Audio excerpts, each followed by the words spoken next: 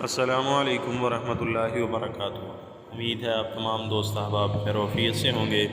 مفید دینی معلوماتی ویڈیوز کو سننے کے لیے ہمارے چینل کو سبسکرائب کیجیے۔ السلام علیکم ورحمۃ اللہ وبرکاتہ۔ امید ہے آپ تمام دوست احباب خیر و عافیت سے ہوں گے۔ آج ہماری یہ گفتگو حکیم الامت حضرت مولانا اشرف علی تھانوی صاحب رحمہ اللہ کے افادات میں سے آپ کی مجلس کی ایک گفتگو میں سے ایک گفتگو پر ہے، اور یہ بہت ہی بہترین گفتگو ہے۔ انسان کو اگر عملی طور پہ اپنی زندگی میں اس کو لے آئے تو انسان مسلمان کامیاب زندگی گزار سکتا ہے۔ حضرت فرماتے ہیں کہ زندگی دو طرح کی ہے، ایک تجویز کی زندگی اور ایک تفویض کی زندگی۔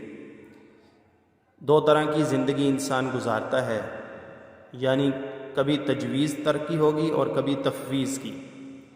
حضرت فرماتے ہیں کہ تجویز کی زندگی کیا ہے؟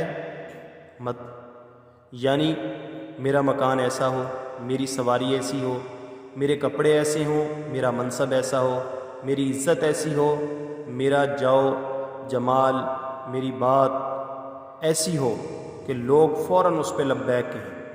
جب میں مجلس میں جاؤں تو لوگ میرے لیے کھڑے ہو جائیں۔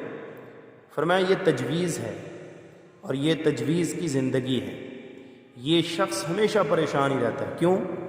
اس لیے کہ اس نے چند ایک ایسے اعمال کو اپنی زندگی میں لا رکھا ہے کہ اس کی وجہ سے اس کی خواہشات بڑھتی رہیں گی، اور ایک خواہش کو پوری کرے گا تو دوسری جاگ جائے گی، اس خواہش کو پوری کرنے لگے گا تو تیسری خواہش جاگ جائے گی، پھر اس تیسری خواہش کو پوری کرے گا تو ایک آگے اور خواہش آ جائے گی۔